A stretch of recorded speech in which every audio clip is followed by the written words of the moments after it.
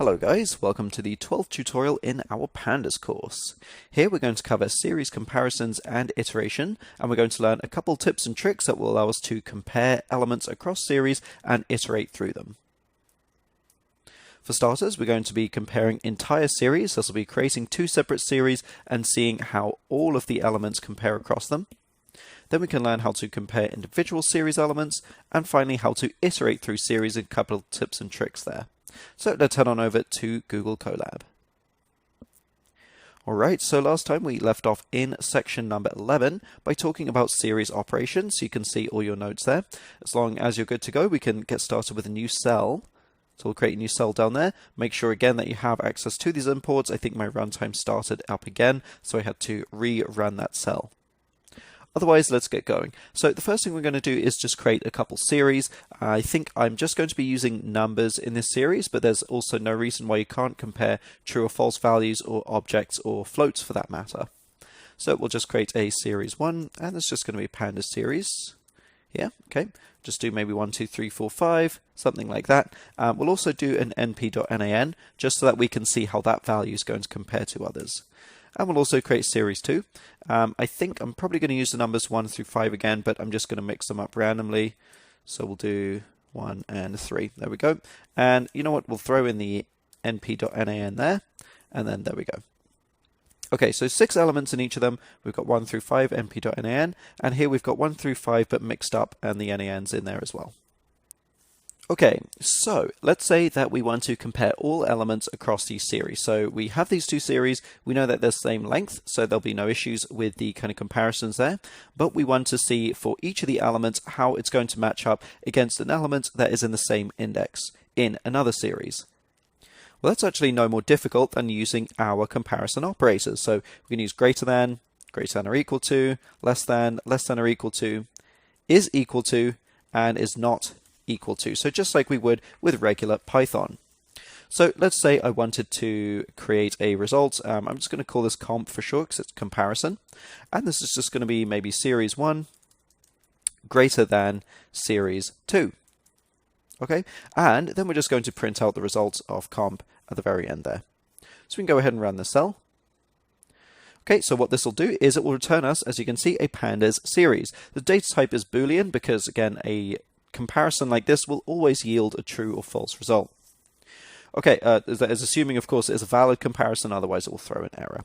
Okay, so you can see that there are 6 indices here, and it's just giving us the true or false value for each of these. So in this particular case, it looks like series 1 elements are pretty much always less than, except for the index 3.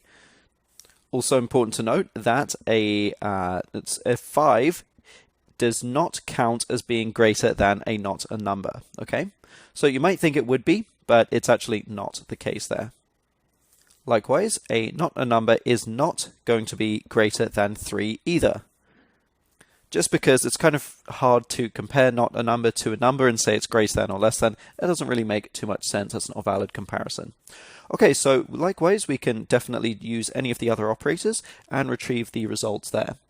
Also, we can use a specific Pandas operator or set of operators that will represent basically the same thing.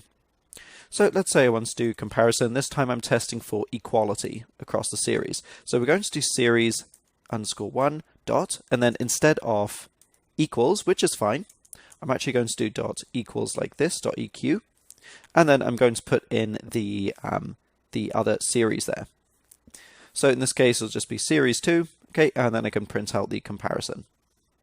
Okay, so this makes sense. They should basically all be false except for index 2, where we just so happen to have 2 of the same element. Now, the benefit of doing things this way rather than this way is that we have that parameter which is fill value. So like before when we were doing the add functionality, I think that was actually just in the previous cell there. Let's see if I can find it. Yes, indeed, it's right up here. You see that we had that fill value functionality. Well, it works in exactly the same way. Let's say we want to compare the series, but we don't want these not a numbers there. We actually want to fill them in with maybe 5s or something like that. So we're going to do fill value of 5. So this will take all of my series 2. It will fill in the value of 5. And actually, you know what? Let's do 3 just so that we get that one being true as well. Take all my series 2, fill in the values of not numbers, but it will leave series 1 unaffected. Okay, so it's not going to fill in any not numbers for series 1. We go ahead and do that, and then we can see that that final one is equal to true because we're basically just replacing this with a 3. Okay. Similarly, we can also put in the axis, but that's not something we're going to cover here. That'll be much more relevant when it gets to talk about data frames. Okay, so one thing I wanted to point out here, this equal is going to be basically the same as this operator, but it is not the same as series 1 dot equals function. Okay, so there's a dot eq, which is the testing equality, and there is the equals function, which will actually only return true if all of the elements are going to be equal. So, for example, let's say series 1 dot equals series 2. Okay, and we're going to once again assign that into comp. So let's do that, and we'll print that out. Okay. So this time we're actually just getting a single result. A single result being a Boolean value that will return true if all of these elements are the same and false otherwise. Okay, so just to quickly show you, I'm just going to copy that and I'm just going to paste it in there. Okay, and now we're getting true. Makes sense because these two are exactly the same. Otherwise it will return false, of course. Okay, so otherwise, if you're just testing the basic operations, you can use this way, or you can use this way. This way is again a little better because you have the option to add in a fill value and also to specify the axis. Okay, so if we want to compare a single element, that is pretty easy to do. We can just fetch the element. So for example, I could do comp is equal to series underscore 1 at the index of 0, maybe, greater than series underscore 2 at the element of, I don't know, 4. Okay, index 4 rather. And yeah, no, that's not a number. We'll do index 3. Okay, so we'll go ahead and print out comp, and we should get false. I mean, because it's just comparing 1 and 1. So obviously one's not going to be greater than the other. The other thing that we can also do is compare an entire series against a single value. So for example, let's say I wanted to compare all of my things in series 1 against the number 5 and see how many of my elements are greater than the number, or let's say greater than or equal to the number 5. So we can do something like this. We can do series underscore 1 greater than or equal to a single value. So this time we're not comparing the individual indexes. We're actually just comparing every single element to a number 5, and this will print us out a whole data frame with a bunch of true or false values, where it's just going to match up each of the values against this one. So in this case, the one at index 4, which is a number 5, is going to be greater than or equal to 5, makes sense, but the rest are, of course, going to be false. Okay, so we can compare entire series like this by matching up the indexes, or we can compare all of the elements in a series to a single scalar value. Okay, now that's pretty much all I want to cover on the topic of comparison. The last thing I want to go over is iteration, and I figured I might as well just chuck it in here because this is kind of the last of our series operations. Now, one of the things we might want to do actually is just check membership of an element. We can use the in operator for that. I think I'm just going to get rid of comp there. And this is now, you know what, let's say that this is the comparisons. Okay, and then this one is going to be the iteration portion. Okay, so the first thing I might want to do is see if an element exists. That's pretty easy. I can just use my in operator, much like I would just using a regular Python list. So is some element in a list. In this case, is some element in a series. Okay, so I'm just going to maybe print out an example, or maybe I'll store this in a variable, is in. It's going to be equal to, let's say, we'll check to see if 4 is in series underscore 1. Okay, then we can go ahead and just print out is in. Okay, and we're going to get true because 4 is in series 1.